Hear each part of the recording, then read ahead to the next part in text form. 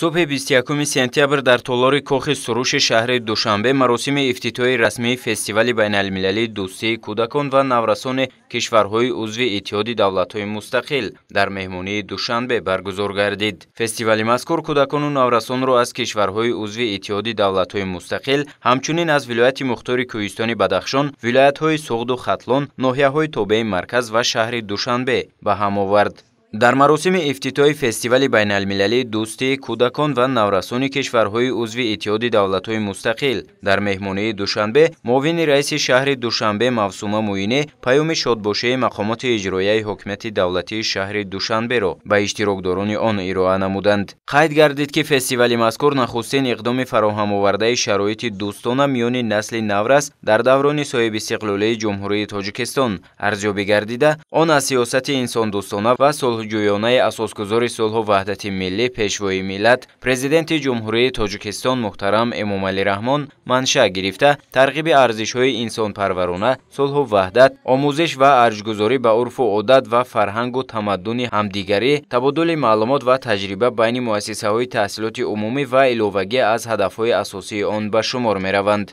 در ادامه قید شد که مقامات اجرایی حکومت دولتی شهر دوشنبه برای در سطح بلند تشکیلی و غایوی دایر نمودن فستیوال مذکور تمام چاره‌ها را پیش بینی نموده، برنامه آن را با در نظر داشت تشکیل سیاحت و دیداربینی‌ها از موضع‌های تاریخی و فرهنگی، تعلیمی و معرفتی و معرفی شایسته اینفراساختور شهرداری به صفت پایتخت فرهنگی و شهر دارای امکانات فراخ رشد کودکان آماده نموده است. پس از قسمت رسمی افتتاحی فستیوال بین‌المللی دوستی کودکان و نورسان کشورهای عضو اتحاد دولت‌های مستقل در مهمانی دوشنبه برای اشتراکداران آن برنامه جالب فرهنگی پیشنهاد کرده شد.